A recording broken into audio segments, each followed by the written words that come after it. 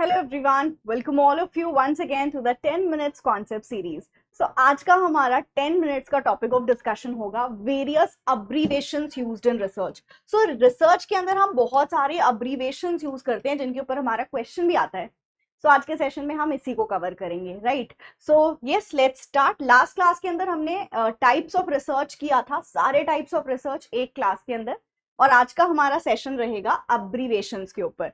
सो इसको स्टार्ट करने से पहले एक बार हम क्वेश्चन देखेंगे जो हमारे एग्जाम में हमसे पूछा जाता है, जिस तरह का क्वेश्चन आता है, सो दैट हमें पता हो एग्जैक्टली कि क्या हमें पढ़ना है, कितना पढ़ना है. तो जैसा आप मेरे सामने देख सकते हो, यहाँ पे बोल रहे हैं वो कौन सा आपका अब्रीवेशन होता है जो हम एंड नोट या फुट नोट में यूज करेंगे to repeat the title and the page number.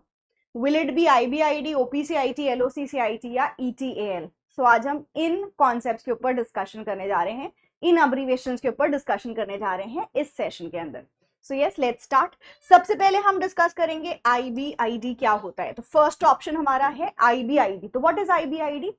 IBID ठीक उसी तरह से हम यूज करते हैं हमारे रिसर्च के रेफरेंस में या एंड नोट में और आपके फुट नोट में. जैसे आप जब स्कूल में थे या कॉलेज में भी आप अभी भी नोट्स लेते होगे, तो आप जैसे कुछ भी लिख रहे हो, फॉर एग्जाम्पल मैंने लिखा देयर इज समथिंग, मैं इसको नेक्स्ट पेज पे रिपीट, नेक्स्ट लाइन पे रिपीट करना चाहती हूँ. मतलब ये मेरी फर्स्ट लाइन है, मैं सेकंड लाइन पे इसको रिपीट करना चाहती हूँ, देयर इज फिर से लिखना चाहती हूँ, तो हम जल्दी में डबल कोटेशंस नहीं लगा देते हैं कि मतलब ऊपर वाला जो लिखा है वही नीचे भी होगा. तो इसी तरह से हम IBID का यूज करते हैं अपनी रिसर्च रिपोर्ट में, ये डिनोट करने के लिए ऊपर जो लिखा है, इमीडिएटली प्रीसीडिंग हमने जो लिखा है वही नीचे वाली लाइन में आएगा. लेकिन यहाँ पर हम किस चीज की बात करते हैं, क्या चीज सेम होगा ऊपर वाली लाइन के? तो हमारे ऑथर का नाम और the source of book, right?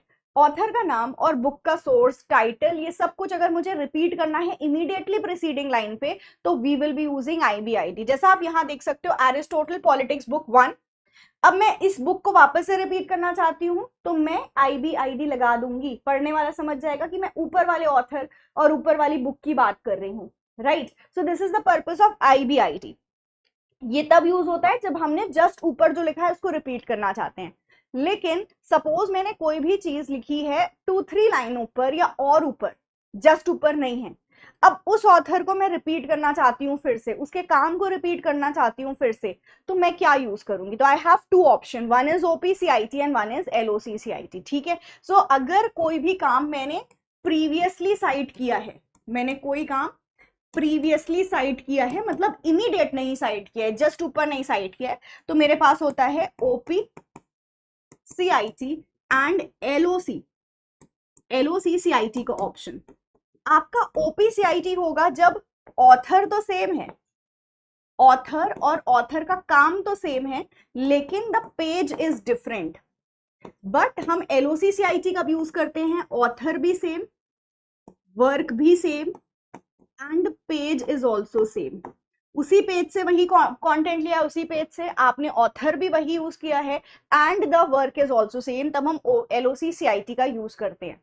तो याद कैसे रखोगे कि एक अदर पेज के लिए होता है, एक आपका सेम पेज के लिए होता है. तो ये जो OP है ना, यहां से हम एक ट्रिक बना लेते हैं, that is other page, right? तो ऑथर सेम है, काम सेम है, लेकिन पेज दूसरा है, तो OPCIT यूज करेंगे, अदरवाइज LOCCIT जाएगा. ठीक है. तो OPCIT अब्रीवेशन, इसका फुल फॉर्म है ओपेरोसाइटेटो, लैटिन वर्ड है, और ये हम एंड नोट या फुट नोट में यूज करते हैं जहां पर हम प्रीवियसली साइटेड वर्क की बात कर रहे हैं, सब चीज की सेम बात कर रहे हैं, only the page is different. जैसे आप यहाँ पर देखो, ये इलॉइड का काम है, ये इलॉइड का जो काम है, इलॉइड के बाद मैंने बिल्डर का काम लिखा है, अब मैं फिर से इलॉइड का काम रिपीट करना चाहती हूँ, तो मैं यहाँ IBID नहीं लगा सकती. क्यों?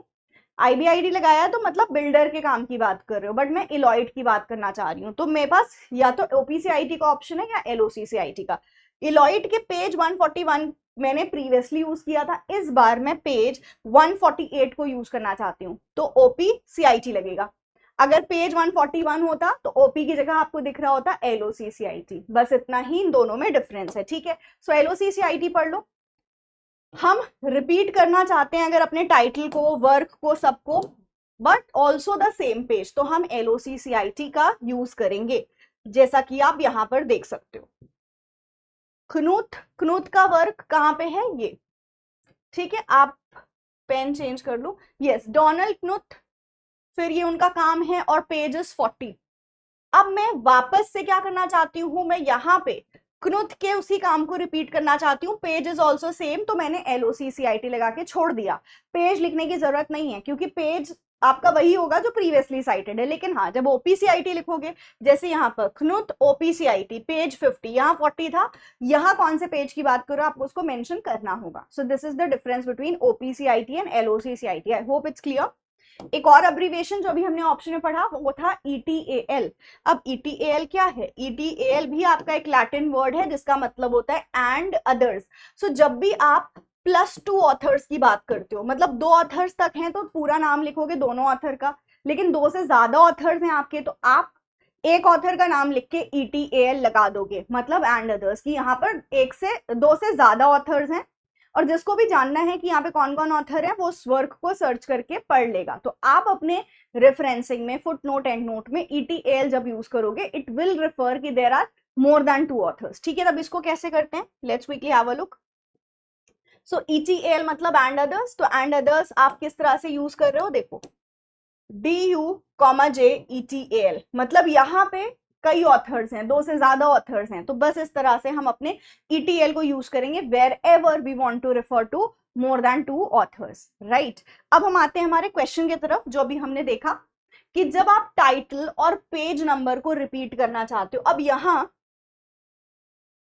यहां एक बात पे ध्यान देना, रिपीट की बात कर रहे हैं, पेज लिख के बोल रहे हैं, तो हम क्या बोलेंगे इसको, the answer is LOCCIT, right. कोई प्रीवियसली वर्क साइटेड है उसको रिपीट करना चाहते हो विद अदर पेज तो OPCIT होता।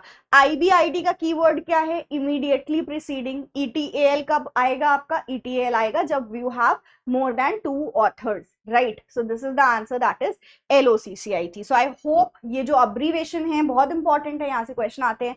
I hope this is absolutely clear to everyone. Do let me know in the comments कि कैसा लगा। मैं फिर आऊंगी आपके साथ इसी तरह की 10 मिनट्स शॉर्ट कॉन्सेप्ट वीडियो लेके।